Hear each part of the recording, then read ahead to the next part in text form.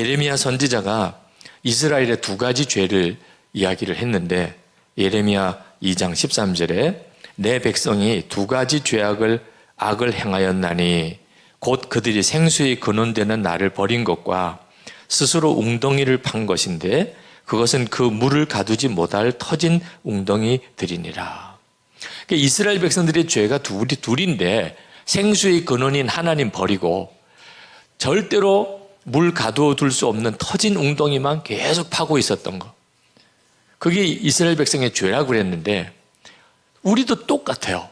목회자들도 똑같습니다.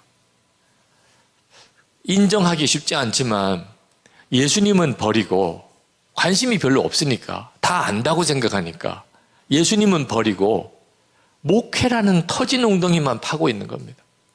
그건 절대로 목회는 절대로 우리에게 생수가 아닙니다.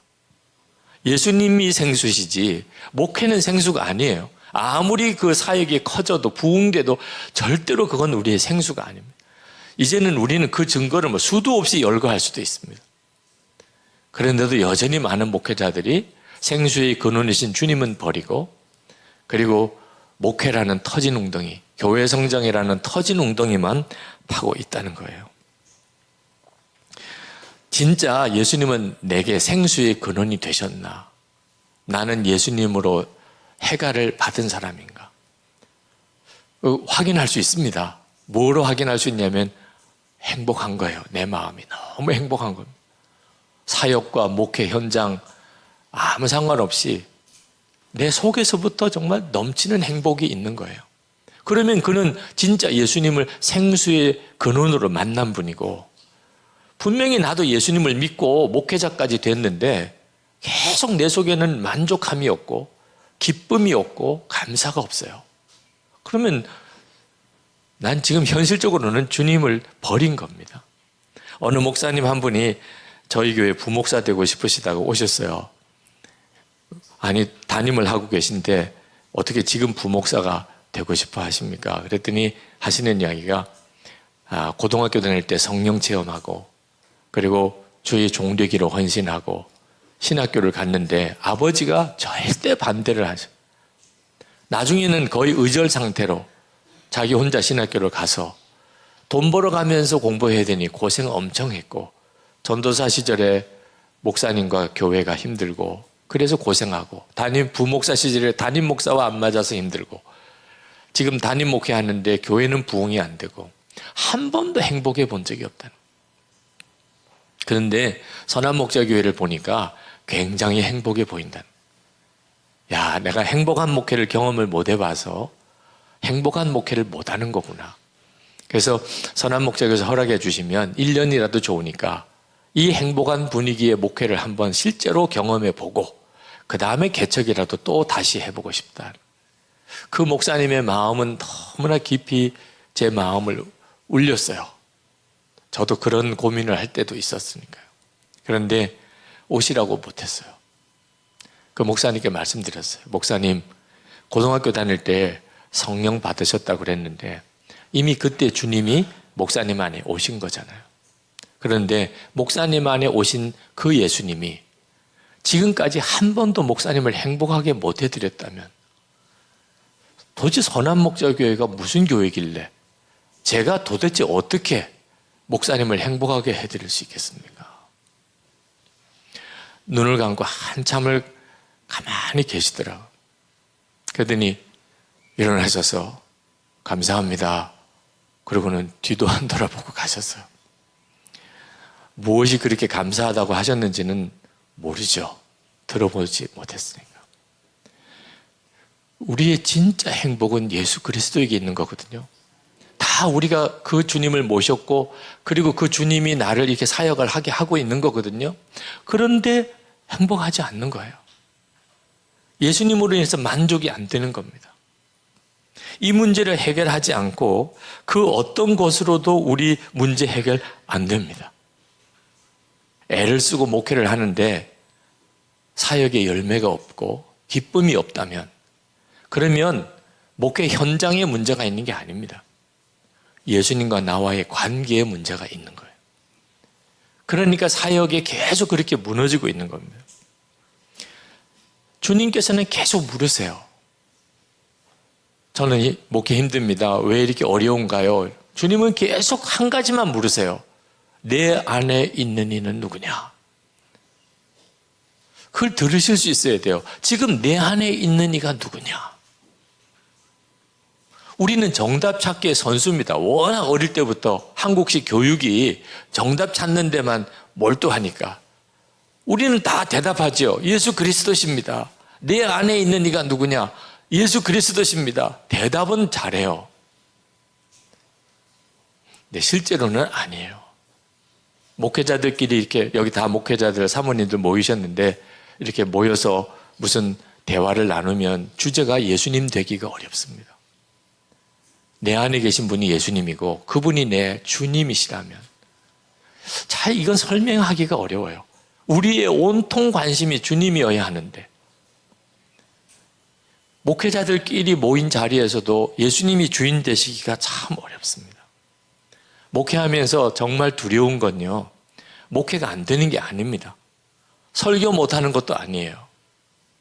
진짜 두려운 것은 오히려 주님과 교제가 깊어지지 않았는데도 기도 생활, 말씀 생활, 주님과 동행하는 삶이 깊어지지 않았는데도 얼마든지 은혜롭게 보인다는 거예요.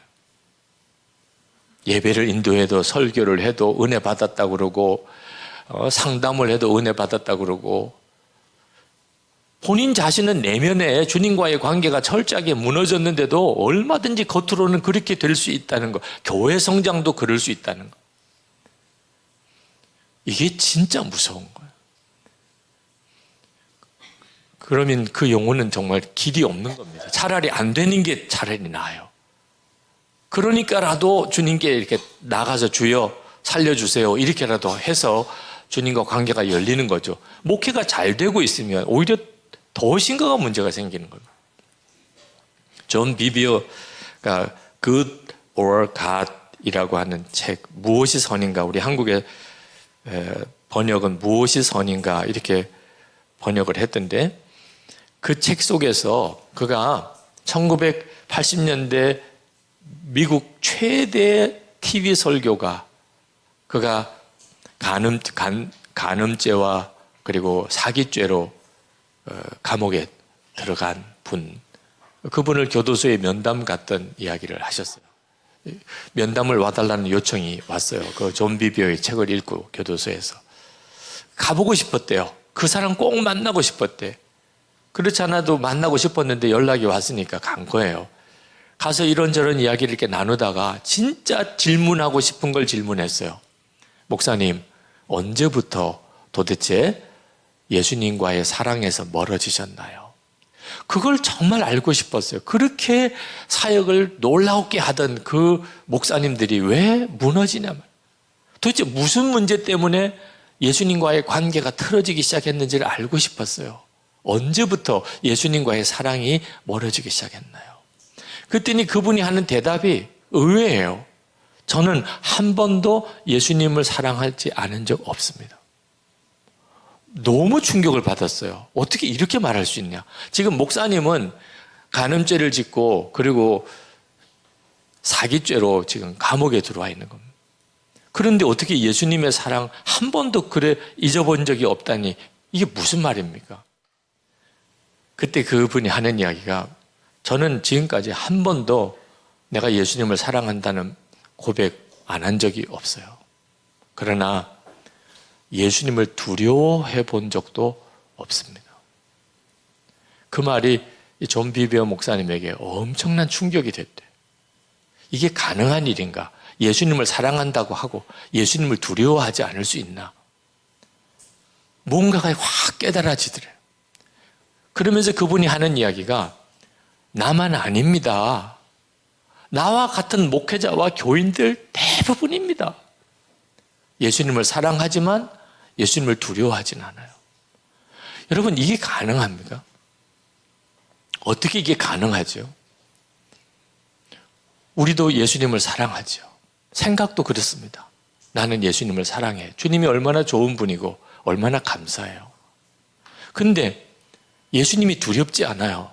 무슨 말을 하거나 행동을 하거나 하는데 주님이 두렵지 않아요. 그래서 말 막 하고 행동도 막 합니다. 계속 주님 사랑한대요. 설교도 그렇게 해요. 왜 이런 일이 벌어지죠? 실제로 주님이 함께 계신 것에 대해서 모르는 겁니다. 그러니까 예수님을 사랑한다는 게 지식이에요. 생각은 그렇습니다. 근데 예수님과의 관계의 핵심은요, 예수님과 함께함이에요. 주님이 나와 같이 계시다는 그 의식이 나로 하여금 모든 것을 조심시키는 겁니다. 주님이 함께 계신데 어떻게 말 함부로 해요? 주님이 함께 계신데 어떻게 거짓말해요? 주님이 함께 계신데 어떻게 불륜의 관계를 맺어요? 그러니까 우리가 예수님을 사랑한다고 말하고 설교도 하면서도 얼마든지 타락할 수 있어요. 주님이 나와 함께 계신 것을 명확하게 본인이 그 임재에 대한 믿음이 없으면, 그러면 한순간에 우리가 무너집니다. 예수 동행 일기 왜 그렇게 쓰자고 하나? 일기에 초점이 있지 않습니다. 일기 쓰자고 그러니까 다들 경기하시더라고요. 초등학교 때 내려놓은 일기를 또 쓰라고 그러나 우리 부목사님들 정말 사임까지 생각하시더라고요. 네. 그렇지 않아도 바빠 죽겠는데 무슨 일기를 또 쓰라는 거야. 그리고 또 뭐 나누라니 무슨 일기 검사하는 거야. 뭐 이제 이런 마음이 드시는 것 같아요. 근데 초점은요, 일기는 그냥 체크하는, 뭘 체크하는 거죠? 내가 항상 주님을 바라보고 사는지를 체크하는 겁니다. 초점은 예수 동행이에요. 예수 동행. 내가 그냥 막연하게 예수를 믿는 게 아니고 그 예수님과 동행하자는 겁니다.